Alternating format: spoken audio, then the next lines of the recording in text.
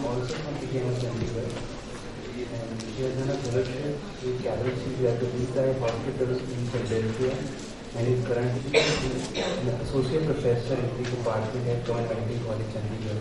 She will be highlighting the management of retinal vascular diseases.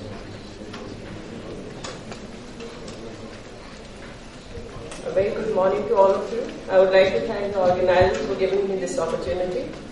We will be talking about retinal vein occlusion. So why we took up this problem was the magnitude of the problem is enormous. It's the second most common vascular disorder after diabetic retinopathy which we encounter in our clinical practice. The incidence being 0.08%. The objectives of today's course would be that we should get insight into the understanding of etiopathogenesis of CRVO after this lecture. We should be able to diagnose and classify central retinal vein occlusion, and we should be able to decide how to approach the patient of CRVO and when to treat and what treatment to be given to these patients.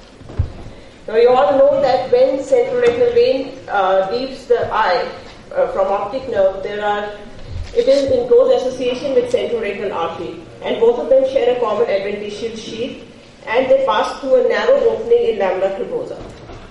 So once there is thrombus formation, it's somewhere near lamina tuberosa, at or just proximal to lamina tuberosa. Once there is a thrombus formation here, due to back pressure, we have all the changes. Sometimes we might have hemiretinal vein occlusion. In hemiretinal vein occlusion is when we have normal variation in a few patients, around 40% of the patients have normal variation, where we have central retinal vein as the upper trunk and the lower trunk which comes out. So either of these could get occluded at the place where it leaves the lamina tuberosa. So we could have the features of the occlusion, like here we are having the lower hemicentral retinal vein occlusion. This behaves like central retinal vein occlusion, but we have just one part of retina getting affected, upper or lower part. And what are the predispositions for thrombus formation is slowing of blood stream. We have all the cases coming to us early morning because of the nocturnal hypertension. We have changes in the vessel wall, like in diabetes and hypertension, we have vessel wall changes. We have changes in the blood flow, like it could be hyperviscosity syndromes, polycythemias, leukemias. All these predispose to formation of thrombus, and they form a part of Wishar's triad. After thrombus formation, there is back pressure. The hydrostatic effects are generated due to back pressure. There's turbulence, blood flow, and stagnation of blood, leading to ischemic changes and damage to the retina. There's release of inflammatory cytokines and VEGF-A in particular. And this expression, it leads to endothelial tight junctions become leaky. There is exudation of proteins and the fluid in the surrounding layers of the retina, leading to macular edema. So main problems in CRVO are macular edema and ischemia, which occurs, leading to decreased vision. There are two kinds of presentations of CRVO. There could be ischemic CRVO or non-ischemic CRVO. It depends on place where the thrombus is there. The nearer the thrombus to the lamina tuberosa, lesser are the collaterals available to take care of the back pressure which is generated. So that this would lead to ischemic CRVO if it is at lamina tuberosa or just proximal to lamina tuberosa. The farther behind the thrombus is, there would be lesser changes which would be evident on the clinical appearance because you have lots of collaterals to take care of the back pressure problem. Other risk factors for CRVO, the foremost is hypertension. 60% of the cases have associated hypertension, followed by dyslipidemia and diabetes mellitus. Other ocular associations could also be there, like primary open-angle glaucoma, anti-ischemic optic neuropathy, pseudotumor cerebri, tilted disc, and optic disc drusen. All this lead to some changes in the hemodynamics of where the vein leaves the lamina tuberosa. Sometimes you could have CRVO occurring in younger patients. If you have CRVO in younger patients, you have to look at other causes. These could be hyperviscosity states, dysproteinemia, blood dysplasia, APLA, and then certain medications like patient who is using oral contraceptives, patient on diuretics, hepatitis B vaccination are also prone to get thrombus formation. Infectious vasculitis, dehydration, and pregnancy are also associated risk factors for thrombus formation. Clinical presentation is typical presentation in elderly male, early in the morning, presents with painless decrease in vision. macular edema, and rarely break through vitreous hemorrhage, other causes of visual loss. In non-ischemic CRVO, where the thrombus is farther behind, we have subtle picture of central retinal vein occlusion. We have mildly dilated vessels.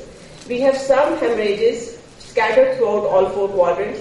Disc edema and macular edema could be there, which is apparent here as hard exudates. Now the lower one is like 20% of the cases are going to present like ischemic CRVO. We have typical blood and thunder appearance. You have dilated tortuous vessels. You have a lot more hemorrhages than what you see here in non-ischemic in all four quadrants. You have some soft exudates, disc edema and macular edema. Other ways where we can differentiate ischemic from non-ischemic is first the vision, which is far less than ischemic. More than 6/60 vision is seen only in 1.7% of ischemic, and around 80% of non-ischemic patients have good vision. Then RAPD is much more marked in ischemic retinopathy. Capillary non-perfusion could be seen on fluorescein angiography because it's not done in acute phases, it's done only after absorption of retinal hemorrhages. It's more than 10 disc areas of capillary non-perfusion in ischemic and less than 10 disc area in non-ischemic. Visual field and ERG changes are much more marked in ischemic, while these defects are lesser in non-ischemic retinopathy. What's important here is central scotoma is the typical visual field defect which we get in ischemic CRVO. Then there's decreased B wave amplitudes.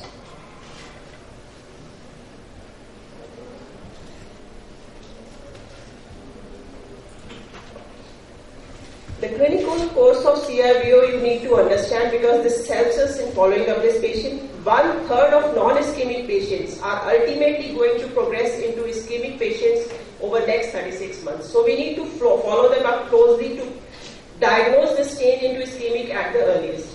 Neovascularization is seen in 2/3 of the patients of ischemic CRVO, which is fairly a high number. 1/3 of the eyes of neovascularization of iris go on to develop neovascular glaucoma. And sometimes we are unable to categorize in the beginning when the patient presents to us whether it's ischemic or non-ischemic. These patients form indeterminate category. And 80% of this indeterminate CRVO also progress into ischemic retinopathy, in ischemic CRVO. Now the greatest risk of neovascularization is in first 6 months. So follow-up of these patients in first 6 months is very important. The neovascularization most typically is neovascularization of iris in 67%, followed by neovascularization of angle. Neovascularization of disc and neovascularization elsewhere accounts for only 5 to 7% of the cases of ischemic CRVO. Notably, neovascularization of angle, like Dr. Tanuj showed beautiful pictures, develops before neovascularization of iris in 6 to 12% cases. So it's very important for us to do that gonioscopy and pick up this neovascularization of angle at every visit when the patient comes to us. Management of CRVO basically ponders around follow-up and systemic workup. The follow-up depends on what kind of CRVO it is. If the patient is non-ischemic CRVO, vision is good. It's monthly follow-up for initial 6 months because 2/3 of them are going to convert into ischemic, so we have to pick that up. And if till 6 months the patient does not convert into ischemic, then we put the patient on yearly follow-up thereafter. If the vision is less than 20/200, it's monthly follow-up for 6 months. After that, once in 2 months follow-up for next 6 months because these patients are at very high risk of developing neovascularization. At each follow-up, ensure that examination for NBI is done on slit lamp, gonioscopy is done for NBA, IOP and fundoscopy is done to look for neovascularization of disc and elsewhere. The systemic workup in our clinic is basically checking for BP at first visit, lipid profile is ordered, FPS and postprandial blood sugars are again ordered. If the patient is young patient, then we go ahead with additional investigations, ANA, APLA, PBF and coagulation profile also. The future, why systemic workup is because the risk of CRVO in the same eye is 2.5% and in opposite eye is 11%. So if we take care of the systemic problem the patient has, we decrease the further risk in that eye.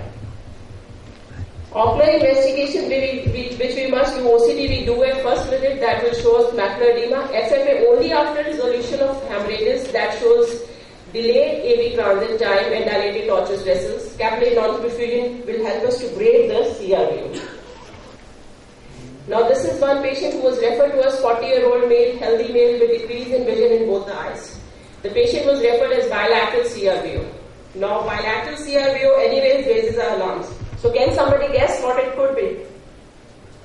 Young patient, not usual age, bilateral CRVO. So the first thing we started thinking of was hyperviscosity syndrome.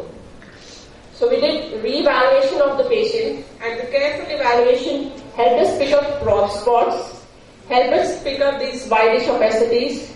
There is perivenular streaking also. Similar is the picture in the other eye. So now it is classical for leukemia. Leukemia has all these features which are very classical. So we went ahead with the investigation of the patient. Madam, you have 5 minutes. Blast cells are picked up. This is the patient of chronic myeloid leukemia, chronic phase. Patient was given Avastin after systemic stabilization, but despite Avastin, he went on to develop neovascularization. So anyways, you have to follow up these patients. Once you follow up, you become neovascularization, go ahead with PRP for these patients. The treatment of CRVO would be medical therapy to control the systemic and ocular factors like decreasing IOP. To treat the macular edema, you look at anti-VEGF and steroid implants. Laser therapy is only for neovascularization. Surgical treatment has very limited role. I have to say Yeah. 5 minutes. Sorry.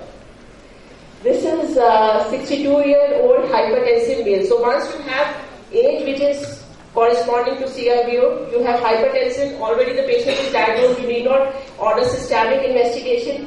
Vision is 612, it's non-ischemic CRVO, hemorrhages in all 4 quadrants, little bit dilation of veins, and you have CME, cystoid macular edema. OCT shows CME, patient is given Avastin, 1 injection, he is very happy, 6-9, but do not forget to make the patient, you have to make the patient come for follow-up, because these patients would have recurrence in edema, where you would have to repeat the Avastin injections. These patients could have development of neovascularization. So follow-up is the key to success in the treatment of CRVO. This is another patient, 35-year-old male, young patient, so we ordered for investigation, turned out to be raised homocysteine levels. The patient was subjected to systemic treatment, shows ischemic CRVO with the increase in thickness, macular edema. This is after giving Lucentis to this patient. After 2 months, there is again restoration of foveal anatomy, but you don't have to tell the patient, do not come back again. These patients have to be maintained on follow-up. This is one of the CRUISE studies which shows that monthly injections of anti-VEGF, ranibizumab, helps us achieve 50% of patients. They get around more than 612 vision and more than 15 letter gain in visual acuity by 6 months. And this is maintained at 1 year also. Now, monthly injection seems too much. So now we've shifted to Ozurdex, which is a sustained release implant. Here, number of injections decreases slightly. But this has again not been the answer to us. It has been seen that at around 3.8 months, there's recurrence. Though it's supposed to last for 5 to 6 months, but at 3.8 months, we usually have to repeat these injections. And then you have to go ahead with repeated injections whenever it's on PRN basis. Whenever the thickness goes up, you go ahead with the injections. The problem here is raised intraocular pressure in 40%, cataract in 50% of the patients. So this treatment would be very good treatment for aphakic and pseudophakic only. Otherwise, for phakic patients, there's very high incidence of cataract which needs surgery. Now this is the patient, neovascularization picked up on follow-up, and PRP already done, does not respond. We went ahead with Ozurdex injection. The patient's this macular edema has come down. There is decrease in this neovascularization after PRP and Ozurdex, 6 months of PRP and Ozurdex. Now sometimes you call the patient for follow-up. This is non-ischemic CRVO, comes back for follow-up, says, I see little less. You pick up something like this. This was cerebroretinal artery occlusion. 6-9 minus 2 does not alarm us that much. You must know that transient blockage is caused by sudden sharp rise in intraluminal pressure in the retinal capillary bed above the level of cerebroretinal artery. But this is the transient phase. Now she comes back after the next visit, 1 month follow-up. The patient gets 6-6 vision and this disappears. So this is the transient phase. You must be aware that this could happen in non-ischemic CRVO. Now when to do laser? Laser you have to do biretinal photocoagulation for neovascularization. This is when the patient comes at baseline, 10 weeks follow-up, he gets this neovascularization, and this is after PRP, the neovascularization absorbs. But here I would like to say sometimes the neovascularization is that aggressive, it's not too good. You have to maybe go ahead with laser marks even inner to the temporal vascular artery. In this patient we went ahead with laser even inner to the temporal vascular artery. So important do nots for laser treatment is because laser treatment is available with everybody, but we don't have to get carried away. Do not laser prophylactically because patient already has a central scotoma. He does not have neovascularization, but you do prophylactic laser, does not do any good, but it does harm because you add peripheral scotoma to central scotoma already present there. There is no role of grid laser treatment for macular edema. And do not delay laser for any, like you see neovascularization, go ahead with laser. It has to be aggressive laser. Do not keep the patients on regular follow-up. There are no high-risk characters. You don't have to wait for neovascularization to extend. Initially the thing was that wait for neovascularization iris to be there for 2 clock hours. Now that concept has also gone. Any neovascularization of iris, angle, NVE, NVD, go ahead with parametric photocoagulation. Surgery would be required rarely. If patient has vitreous hemorrhage and you have to laser the retina, if he has epiretinal membrane, and neovascular glaucoma, yes, you have to laser, and at the same time, sometimes you are unable to control the glaucoma, there is neovascularization here. You go ahead with Avastin and Ceton implant was done in this patient. Summarizing, CRVO is sight-threatening condition. Systemic investigation and proper follow-up are the mainstay of treatment. CRVO could be a window to other systemic diseases. So many times we've picked up systemic disease by looking at the eye of the patients. No one-time treatment is available till date. Patient might have to make repeated visits, might have to be subjected to repeated anti-VEGF treatment. Laser is reserved only for neovascularization. Thank you. Thank you, Dr. Sarina, for the excellent presentation on the management of vascular occlusions. Now we move on to the cornea session. It's an honor to introduce the next speaker, Professor Radhika Tandon. She's an undergraduate, postgraduate from the Ordinary Institute of Medical Sciences who has done a fellowship from the United Kingdom. She was in fact the gold medalist in the FRCS examinations, and she has done extensive work at Sussex Eye Hospital as well as Bluefield Eye Hospital. She currently heads the eye medical cornea services at RC Center and would be elucidating the management of corneal infection. Thank you, Dr. Lada and Dr. Sinha, for the kind introduction, and welcome everyone to this session on infectious keratitis. It is an extensive topic. I'll try to make it simple and also keep it interesting. Now, when we're talking about infectious keratitis, keratitis is any inflammation which involves the cornea, and we're looking at that inflammation which is induced by an infection. Most of the infections lead to an ulceration, and that is why we call it ulcerative keratitis, which are the routine corneal ulcers that you see, which are typically due to bacteria, viral, fungal or protozoal infections. But there are also a group of non-ulcerative keratitis, non-ulcerative infectious disorders, where the inflammation is, or the infection is mainly in the interstitial component, stromal or endothelial.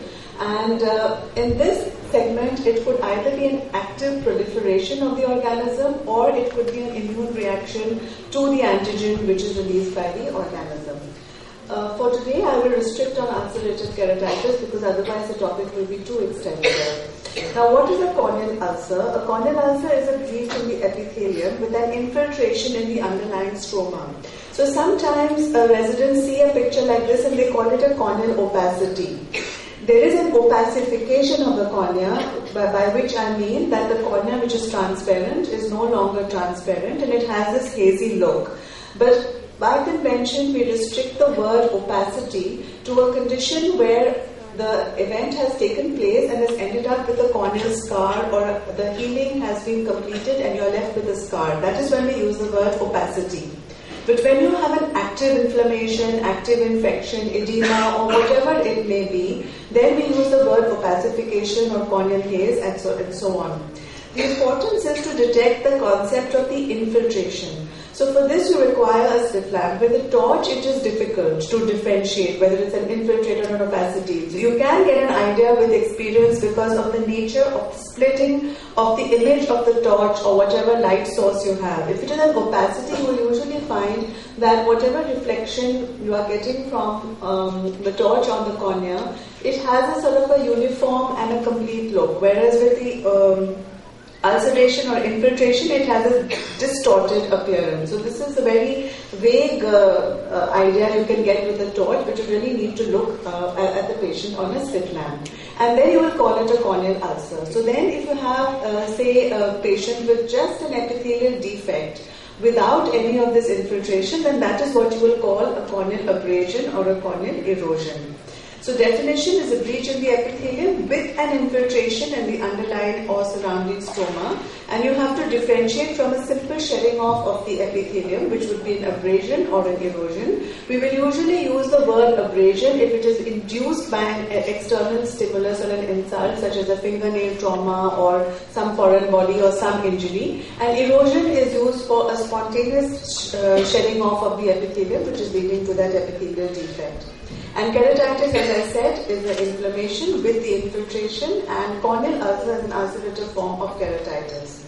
The etiology we already know are varied, and it is useful to make a clinical diagnosis based on a clinical assessment so that you can start an empirical treatment as soon as possible. You also have to look at certain other examples of ulcerative keratitis, which could be so-called sterile. That is, you have a similar kind of appearance, but it is not due to an active invasive organism. So you can sometimes get it with vernal or atopic keratoconjunctivitis. You can get marginal keratitis associated with lid margin disease. Then you have flictangular keratoconjunctivitis, and you have peripheral ulcerative keratitis, such as Moran's if there is no known disease, or they may be associated with collagen vascular disorders. Now, what are the risk factors for corneal ulcers? A break in the epithelium, which allows the introduction of the infectious agent.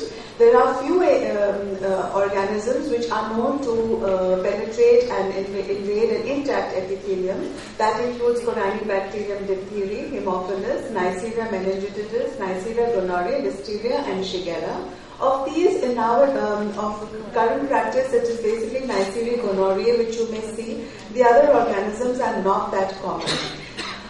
Please remember that there is a setting of patients who are at risk for this kind of an invasion, and I would like to say that if you see a patient who has any of these risk factors, we would like to educate the patient in that situation to prevent a secondary invasion. So, for example, trauma, contact lens wear, and there are of course trichiatic lashes. So if you have a patient who has sustained a trauma, then you do have to give him antibiotics to allow during the healing process, and also caution the patient not to splash water into the eye. Because a lot of people are getting water from tanks or taps or from any other source in the village, and they do not understand that this water itself may be a source of invasive or infectious organisms. So once you have a breach in the epithelium and you see the patient for some other reason, maybe some minor erosion, so it is the duty of the ophthalmologist to explain to the patient that please do not splash water into the eye. This is the reason why even after LASIK or any cataract operation, we tell the patient that do not splash water inside the eye and don't try to wash the eyes with water. Contact lens wear and trichiasis are other conditions. You see the trichiatic lashes, remember to epilate them straight away and then go for electrolysis or entropion surgery. Don't forget that there are other risk factors such as depressed immunity. The patient may be using topical steroids and may not care to mention or may not realize the relevance and may not give you this history. Similarly, dry eye. So patients with dry eye also are prone to infection. And then of course we have iatrogenic infections which can be due to any surgery such as cataract, keratoplasty, LASIK or other refractive surgery. LASIK is important because there again the patient not only is using steroids, not only has the eye undergone an insult, but in addition to that the corneal nerves have been cut. So that makes the patient more at risk of getting infection, and it is very important to counsel them. Of course, you know the clinical features: pain, redness, watering, foreign body sensation and diminution of vision. And what are the signs? The extent of lid edema is an indication about the severity, and also the severe lid edema, you have to suspect that there may be associated underlying endophthalmitis. There is photophobia, which is most prominent in patients with bacterial as well as viral or acanthamoeba keratitis, less prominent with fungal. Watering, decreased vision, ciliary congestion, loss of the corneal surface smoothness. That is what I was explaining earlier. That is how you will pick up with a torch if supposing you don't have a slit lamp, you've gone for a camp and you want to know there's an epithelial defect. Look for the nature of the corneal smoothness, and you can get an indirect evidence of that from the corneal reflex that you see. And of course there is opacification. Always stain a patient with a corneal ulcer or infectious keratitis, because that determines the exact extent, and make a diagram, do the measurements, and then on follow-up, this is one of the important parameters in determining how the ulcer is healing. So the decrease in the size of the epithelial defect is extremely important in seeing the response to treatment and documenting progression. Make a diagram showing the infiltration. If there is a patient who has a perforation, then that requires a different management altogether. Look for hypopion or pus in the anterior chamber, associated uveitis, iridocyclitis, and don't forget evidence of secondary glaucoma, because that can make a lot of difference in the ultimate lowering of the risk of complications and vision loss. So here we have an example. So when you're describing a case of corneal ulcer, you will look at the congestion, you will look at the extent of opacification, the extent of the epithelial defect, and the nature of the hypopion. A photograph is the best for documentation, but if that is not practically possible, a good diagram is important. Certain cases of infection may appear with this kind of brownish pigmentation, which you may mistake for a perforation and iris prolapse and pseudocornea formation. In such a case, look very carefully at the anterior chamber. If the anterior chamber is formed or not, or is it flat. If the anterior chamber is well formed and there is no evidence of a perforation, look at this pigmentation more carefully. It may be a demitaceous fungus, which is a pigmented fungal infection. If you see an ulcer like this, it looks innocuous. It looks as if it is peripheral and it is small. However, in such a case, do look carefully for presence of flare or cells in the anterior chamber or keratic precipitates to make sure that to decide what is the treatment that you would give. This is an example of a dendritic ulcer which is stained with fluorescein. You can see the classical branching pattern. And here is the viral ulcer in a patient who has had a corneal graft. So the patient has an anesthetic cornea, also is on chronic steroid use. And when the patient comes back for follow-up with a foreign body sensation, you will be looking for a broken suture and also the possibility of a viral infection, because if treated properly at this time, the patient can be saved from losing the graft. And this is a rose Bengal staining. I would like to differentiate what you see with a fluorescein staining, where it is the base of the ulcer, the area of the epithelial defect which gets stained, and with rose Bengal it is the edge of the ulcer, the devitalized epithelium edging the ulcer which gets stained. After putting rose Bengal, please wash it off with a few drops of artificial tears, because it can be quite irritative to the eye. So this is here a combination staining of fluorescein as well as rose Bengal. This is one example of an ulcer which has perforated, and then now you have a pseudocornea formation. If you see the previous photograph over here, you can see that now it is a healing ulcer. Now this thing is getting more localized and the surface is smoothening. And this is an example of a perforated flux ulcer. A sloughing corneal ulcer. So the corneal tissue has been completely lost. It is melting away, and because of the toxins which are released by the bacteria common with Pseudomonas. So therefore the whole corneal tissue has completely sloughed off, and you're left with this exposed iris and pseudocornea formation. This is an example of a healed ulcer with a corneal opacity. If you're grading this corneal opacity, you all know that we will call it leukomatous if through the opacity you cannot see the iris and pupil.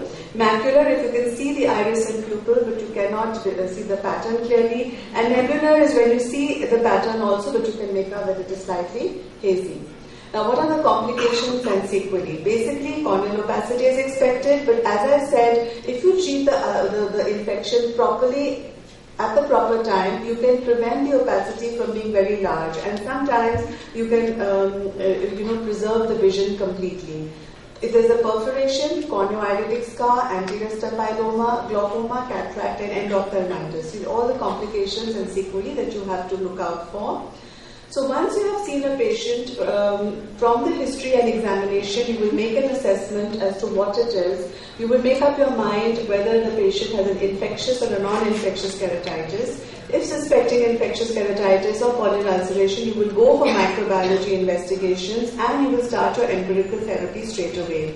Corneal scraping is mandatory, particularly for ulcers which are larger than 2 mm and involving the visual axis. If it is a very small peripheral ulcer where you feel you're going to produce more damage by doing the scraping, such a patient you may give empirical therapy and then see the patient in about 48 hours and see if the patient is responding or not.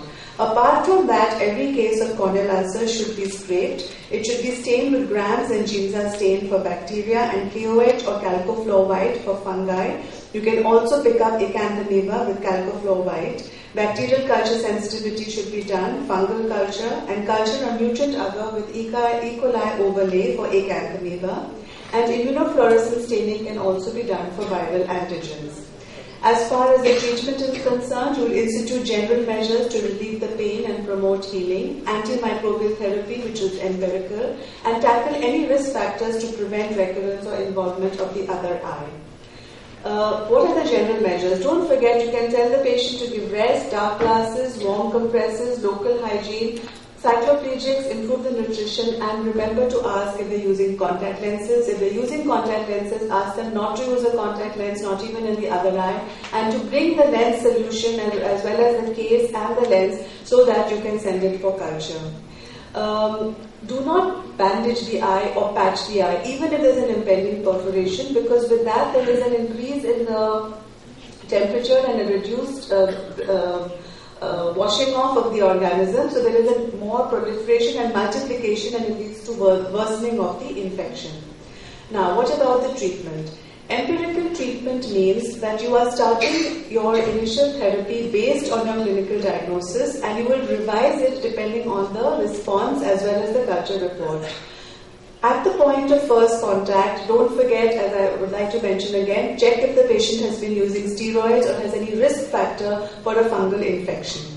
If it is clinically suspecting a bacterial infection, you would start on fortified antibiotics as your first choice, which is 1 hourly antibiotics, 2 of them alternately half hourly round the clock for the first 48 hours. Usually cefazolin and tobramycin is what we use in India because of the spectrum of organisms that we get and a high resistance to the ciprofloxacin and ofloxacin. In some of the Western countries such as United Kingdom, they will first start with oflox or ciproflox. Whereas in India, there are reasonable amount of reports from all various parts of the country that there is a high resistance. So the first choice would be cefazolin and tobacin. Unfortunately, these are not available commercially, so they have to be prepared. So therefore, if you have ulcer which is moderate and you can keep the patient on close follow-up, you can also start monotherapy with moxifloxacin or gatifloxacin, but the frequency will be 1 hourly round the clock.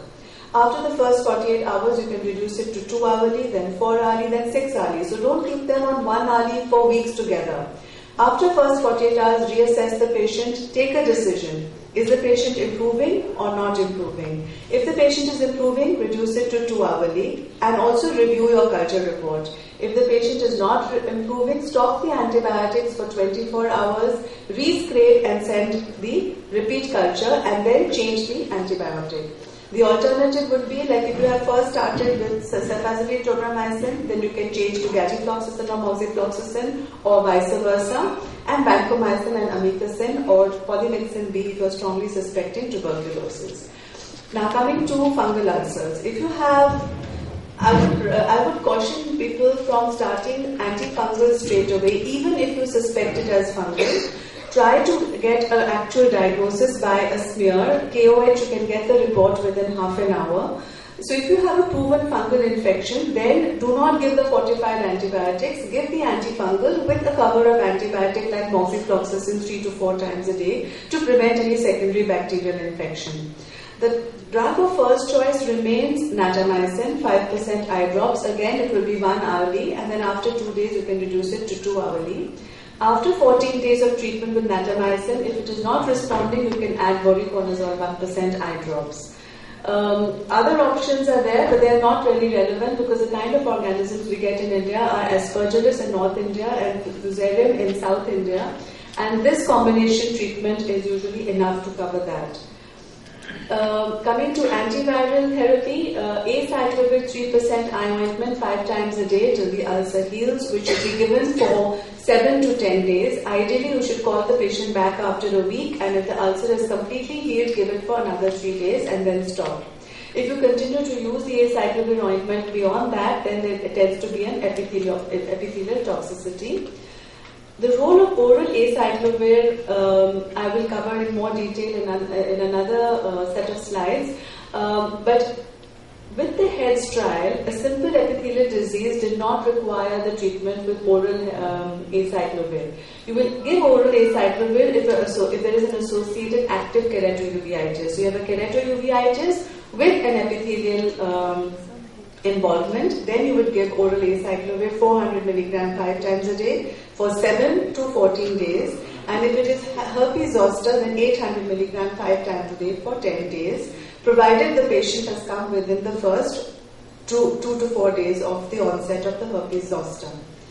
Coming to anti-acanthamoeba, propamidine isethionate eye drops 0.1% are available as golden eye drops. And PHMB drops, again, not commercially available, so that can be difficult. So it has to be made. Now, Arvind Eye Hospital, the Oro Lab has started making PHMB drops. In RT Center, it is made locally, so if somebody wants, they could write to Dr. Vel Pandian and say, we have a patient and we would like these drops to be made and sent to us. In the absence of any availability of PHMB drops, you can also give chlorhexidine drops prepared from the contact lens solution. Polymyxin and neomycin, which is neosporin ointment, can also be useful. Once the ulcer heals, there's rehabilitation, patient education and counseling regarding hygiene and preventive measures to prevent the infection in the other eye and happening again. And what are the indications for surgery? If it's a progressive infection, stroma necrosis, impending perforation, perforated ulcer, or desmetocele. So this is what you would write in your answer for indications for surgical management. Debridement would be used to be considered as a good option for herpes simplex epithelial disease, but it is not so common nowadays. Usually people will just use the Acivir. It's only if the patient is not responding to therapy that you would do a debridement, or if you have a neurotrophic ulcer with raised edges and a persistent epithelial defect, you may do a debridement to get rid of the raised epithelial edges to allow the epithelium to heal over. Therapeutic keratoplasty is the term used for infection, which is the term used for keratoplasty to get rid of the bulk of infection.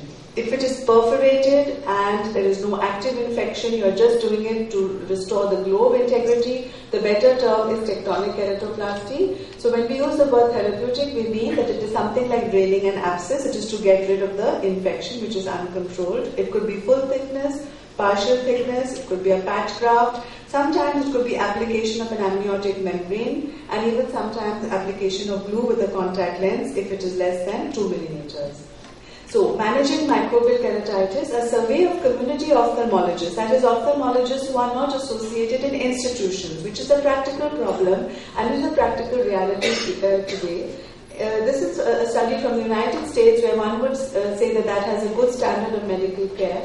There also it showed that less than 20% of corneal ulcers were treated in accordance with textbook recommendations. It's very easy for us to sit in very big institutes and to write textbooks and say this should be done, but sometimes in ground reality it may not be possible. So therefore you need to have a practical approach with an interest to help your patient in the best means possible.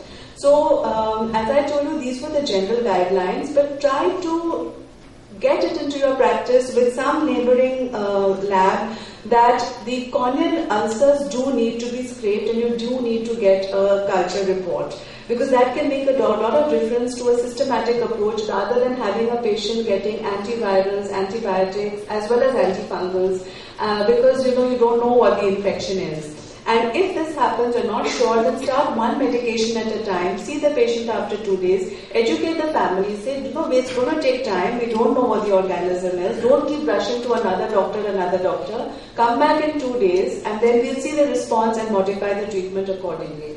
Try to give specific treatment, be prepared to be handling complications and keep abreast with recent advances by checking on the internet and so on.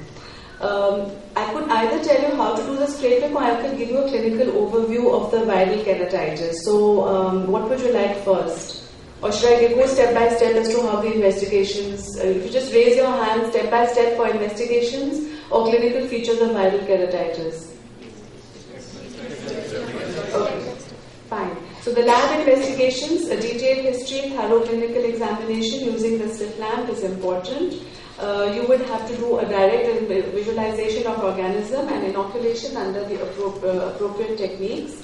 Collection of specimen, you have to take the specimen from the base as well as the edge of the ulcer and use disposable blade or disposable needle. Once you touch the ulcer, do not touch the ulcer back with that same blade or needle. So you need at least 3 to 4 15-degree blades, 15 or number 11 blades, which are sterile surgical blades or needles. With the needle, you tend to get very little material. A late and conjunctival culture can be helpful sometimes. In event of negative corneal culture, they can give an indication, but that is not a substitute for a corneal scraping. Corneal scraping is best done on a slit lamp. We used to use a Chimera spatula earlier, but that involves reuse, which is again not recommended because of the risk of prion disease and CJD. So it is better to use disposable instruments. Topical anesthesia, eye speculum again is variable. If you can have an attendant or a nurse hold the patient's eye apart, it is much more comfortable. The moment you put the speculum, the patient tends to squeeze, and with that there is a Bell's phenomenon and the rolling of the eye up. What you want is the patient's eye to be as steady as possible. So lid speculum, you can put it, but you can avoid it. It has under slit lamp or a microscope, and either Chimera spatula, 26-gauge needle or a BP handle. Scrape from the base and the leading margin of the ulcer by short, firm strokes. Bacterial and fungal staining, you do Grams, KOH mount, Giemsa, Acanthamoeba, Calcofluor white. HME staining can also help, immunofluorescence stain, and for viral, immunofluorescence stain can be done. And you can also do a PCR on the tears. The procedure for Gram stain, dry heat and amethyl alcohol fix. Crystal junction violet staining for 1 minute. Rinse the slide with water. Grams iodine for a minute. Rinse again with water. Decolor the slide with acetone or alcohol for 20 seconds and then counter stain with saponin for 1 minute. So this can be done in your clinic itself, and then you can send it to the lab for assessment. And finally, it is rinsed and air dried. And when you're looking at the smear, you see there are gram-positive cocci. It's likely to be Staphylococcus or Streptococcus. If it's gram-positive bacilli, it could be Bacillus species or Corynebacterium. If it is gram-negative cocci, Neisseria, and they may be intracellular, Haemophilus, and gram-negative diplobacilli would be Moraxella. So gram-negative rods could be Pseudomonas, Klebsiella, Proteus, E. coli, Serratia, Enterobacteria or Citrobacter, and a rough chart should be available with you in the clinic to assess which one it is. And on KOH, we use 10% KOH mainly to, you actually need to use KOH more when you're doing a skin smear, but when you're using from the cornea also, it helps to separate the tissue and the collagen and helps the fungi to be easily visible. And when you put a cover slip, you will identify whether they are hyphae. And the stains used can be eosin methyl for Giemsa staining. It is eosin methylene blue and azure red, which stains the light DNA and cytoplasmic RNA in the lymphocytes. And Giemsa stain identifies both the normal as well as the inflammatory cells. And bacteria and fungal hyphae will appear blue and pseudo-hyphae as dark blue. As far as the culture media, routine you will use blood agar. Here again, it is better to do direct plating onto the culture plate rather than putting into a nutrient broth. Because with the nutrient broth, you may have other commensal organisms which may multiply. So direct plating onto the blood agar plate as multiple C strokes or zigzag strokes, aerobic and facultative anaerobic bacteria, and sometimes even fungi. Chocolate agar, aerobic and facultatively anaerobic bacteria, which enhances the isolation of Moraxella, Neisseria, and Haemophilus. Saccharose dextrose agar plate for fungi, and supplemented thioglycolate broth for aerobic and anaerobic bacteria. Don't forget to use, if you're suspecting atypical mycobacteria after a LASIK surgery or any patient who is immunocompromised, and you would have to look for Lowenstein-Jensen medium for mycobacteria as well as nocardia, and brain heart infusion broth can also give you fungi, and Pierre Martin plate for Neisseria. Inoculated, this is the surface row of C streaks, and then they will look at the organism going along it, and it is incubated at room temperature for fungus and 37 degrees centigrade for bacteria. So don't keep it in the fridge while you're waiting for it to be sent to the lab. Look for growth after 24 hours. If growth positive, then they will do gram stain and subculture. When would you identify it as a contaminant? It will be outside the area of the streak, and the growth of aerobic bacteria on thioglycolate broth but not on the solid media would also indicate that it is a contaminant. What is the clinical the culture interpretation? We follow Jones criteria. That is clinical signs plus isolation of bacteria, 10 or more colonies in one solid or one additional media. Growth isolation in any two media, and one media in presence of a gram-positive smear. Identification of fungus, common fungal isolates, filamentous, Rubifusarium, Aspergillus or Curcularia. And then on the plates, they will be identified yeast and candida. For acanthamoeba, clinical signs and history is important, of course, where the pain is out of proportion with the extent of the signs that you get, and you will also get a radial neuritis. Stains, calcofluor white is useful for acanthamoeba. It does not stain the trophocytes, and cysts will appear as apple green, and they're about 10 to 20 microns in diameter, and a confocal microscopy can be done as an adjunct in such cases. If you're suspecting acanthamoeba, then you have to specifically tell the lab, because they will have to prepare the plates with the E. coli overlay, and it's then incubated at 30 degrees temperature. For viral identification, again, the diagnosis is basically clinical. You can do a direct examination of the infected samples and look at the also PCR for the detection in the tears. Okay, I'll just come to the viral keratitis.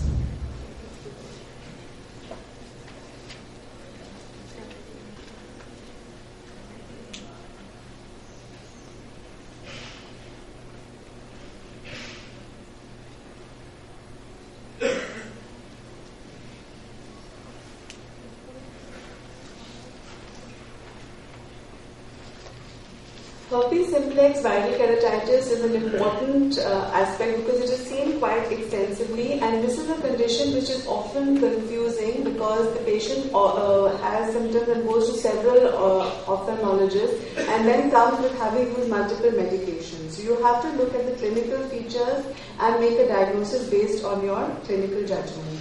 It is a leading cause of corneal blindness all over the world and is quite disabling because it is recurring. The epidemiology of ocular herpes simplex, there are several patients who have new episodes every year, and if they have recurrences of more than 2, that is 3 or more in a year, they require prophylactic acyclovir. It has a prevalence of about 7.8% among patients attending clinics in South India. It has been reported from there, but one would expect it to be about the same in the rest of the country. You can have it in 2 forms, primary and recurrent, and it remains latent in either the trigeminal ganglion or in the corneal tissue. Primary herpes simplex, we don't see that often. It may be seen in children where there may be these vesicular lesions on the lids with blepharitis, and you require high index of suspicion, usually seen by the pediatricians. Ophthalmologists will usually see a patient with a dendritic ulcer. Sometimes it is difficult to differentiate from an abrasion or a healing erosion. And often the patient develops a symptom of a foreign body and they come with a history of trauma because they have associated that foreign body with the trauma. So there have been some minor dust or some minor trauma, and they may tell you that I am having a foreign body sensation after a trauma. So you have to see, if it is, you're not sure, you can first treat it like an abrasion and see the patient in 24 hours, because a routine abrasion or an erosion should heal in 24 hours. So the most characteristic lesion for herpes simplex is the dendritic ulcer, where you have the typical branching linear pattern with feathery edges. Usually you don't get this with a corneal abrasion or a erosion, because usually it will have a more geographic pattern, and this is caused by live virus, and you can reconfirm by staining the edges with rose bengal. Now, this geographic ulceration is a very common manifestation of herpetic disease, and this is the kind which you have after recurrences, and you are not sure as to what is the etiology and is it herpetic or not. So these are the cases where if you see a patient with this kind of lesion, you will take a careful history, look at the previous records, and you would scrape this lesion and send it for the associated microbiological investigations as well. Checking for corneal sensations is extremely useful in such cases. If you have this kind of appearance with an anesthetic cornea, it's a high likelihood that it is herpetic. And delicate dendritic lesions may take a broader form in some cases. But if in doubt, first scrape, treat as bacterial, see in 48 hours, and then if it's not responding, you can give a trial of antivirals rather than giving everything on the first day itself. You can sometimes get an atypical dendritic ulcer. The patient has already had treatment. There may be few branches, there may be no terminal bulbs. So here you require a high index of suspicion. And the pictures I'm showing you are all patients, part of Manoj's thesis, where it was proved by herpes simplex viral antigen detection as well as PCR, and the patient responded to treatment. So I can say with conviction that sometimes the pattern may look atypical, but it actually turned out to be confirmed herpes simplex. Recurrent epithelial erosions may also occur, where you may have, so this is the kind of appearance where you may also think that it may have been abrasion or an erosion. So sending a sample for herpes PCR is very useful, and often labs will have that facility now. Neurotropic keratitis is another feature which you can get with recurrent viral keratitis, where you have a chronic so-called sterile ulceration where there is no active infection, it is just because of the loss of the sensation. You have a grey thickened border with the heaped up epithelium, and this does not require the antiviral, it requires conservative measures and maybe amniotic membrane transplantation. Recurrent herpetic keratitis can sometimes also come with a subepithelial lesion, a closed opacity, which can lie immediately under the epithelial lesion. And marginal keratitis can also sometimes be a manifestation of herpes simplex. And sometimes in these cases, the corneal sensation may also remain normal. Recurrent herpetic keratitis can have interstitial keratitis, which is a dense infiltration without necrosis with deep vascularization. How do you know if it is active or healed? By the presence of the ciliary congestion and the patient's symptoms. The patient will come with some kind of symptom, discomfort, pain, increase in photophobia, and such are the patients, if the epithelium is intact, they can be treated with topical steroids and systemic antiviral. Sometimes you can get a limbal vasculitis, which can be usually focal, where one or more quadrant may be involved with an edematous hyperemic reaction and Dellen formation. And another classical form of viral keratitis is disciform keratitis. This can be picked up very easily. You'll see a sort of a round discoid kind of an opacification, which will look like an opacity. But when you see in the slit lamp, there is an infiltration, and there are these few Descemet's folds. There will be KPs. This is the most common form of stromal disease and herpes simplex infection. There will be an edematous stroma. It's not just a scar, it is an edematous stroma. And if you follow the slit that you see with your slit lamp, you will find that there will be a convexity over here. The slit will start in a normal meniscus shape here, and here it will become biconvex, and then that is an indication that it is an active stromal inflammation. Keratic precipitates may lie directly under it, so look carefully under high magnification. Sometimes you can have combined epithelial and stromal disease, and in such a case you will withhold the steroids, treat only with antivirals. Once the epithelial defect is healed, only then you will start the topical steroids. In this stage, you will give the antivirals with mild antibiotic as well as cycloplegic. Necrotizing keratitis can also come where you have single or multiple areas of dense infiltration with an accompanying necrosis, and deep vascularization is often present. And you may get a red and white mottled pattern because of bleeding from the hemorrhages from the vessels. And necrotizing keratitis with perforation is another manifestation. Now, endothelitis. You may sometimes see a patient who comes with predominantly endothelial involvement. There's no history of any other associated feature. So this is a case where you may get linear, focal or diffuse areas of keratic precipitates, and there may be demarcated edema, there may be a non-edematous corneal zone and keratic precipitates as well.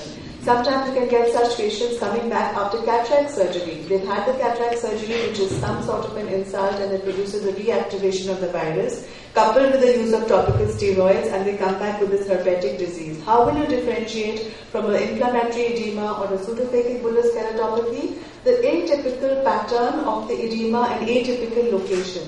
Usually, if it is associated with cataract surgery, it will be associated with the wound, and there may be an associated Descemet's detachment, whereas if it is herpetic, it may be far away from the wound, it may be peripheral, and it will have these distinct keratic precipitates limited to the area of involvement. Iridocyclitis, you may get diffuse iris atrophy. Look for secondary glaucoma in such cases and keratic precipitates and keratouveitis. You can also get episcleritis, and scleritis may be associated with blepharoconjunctivitis and keratitis. And then following penetrating keratoplasty, if you have herpetic disease, it can be very confusing. Firstly, you may think of it as a persistent epithelial defect. Secondly, you may, if you have an endothelitis, you may suspect it to be a graft rejection, and it can be truly difficult to differentiate. So, the difference being that if it is an endothelial rejection, all the inflammation will be limited to the donor tissue, whereas if it is herpetic, there will be a spillover to the host cornea as well. Keratitis with secondary infection can happen, and the laboratory diagnostic techniques I mentioned, cytological examination, viral culture, immunological tests can also be helpful, but no investigative modality has been clearly established for stromal keratitis and endotheliitis. Tear film PCR can be helpful in such cases, so a positive diagnosis is helpful. A negative diagnosis does not rule out the infection. And the treatment. To tell you quickly, there's a whole host of antivirals available, but today acyclovir 3% ointment 5 times a day will be your drug of first choice. If the patient doesn't respond and you're very confident it is herpetic and you're suspecting a resistance, you can try ganciclovir eye ointment 5 times a day as well. Benefit of that is that it is a gel rather than an ointment. Talking about oral acyclovir, active treatment 400 mg 5 times a day for 7 to 14 days, particularly if there is a keratouveitis, and then a prophylactic dose of 400 mg twice a day for 1 year. Primary herpetic disease, again, you will treat it with systemic acyclovir. Epithelial disease, as I mentioned, along with a topical antiviral, you can give a mild antibiotic and lubricating drops and cycloplegics. If it's a trophic post-infectious ulcer, you will also do general debridement. You can do Copis lubrication, sometimes topical medroxyprogesterone, and oral doxycycline to reduce the melting of the stroma. And interstitial keratitis will be treated with topical steroids, oral acyclovir and cycloplegics, and any secondary glaucoma if present. Just to give you 2 slides on Head's trial, prevention trial for epithelial keratitis, there was no beneficial effect of oral acyclovir in preventing the stromal keratitis or iritis. So epithelial disease you will not treat primarily with oral acyclovir unless it is associated with a keratouveitis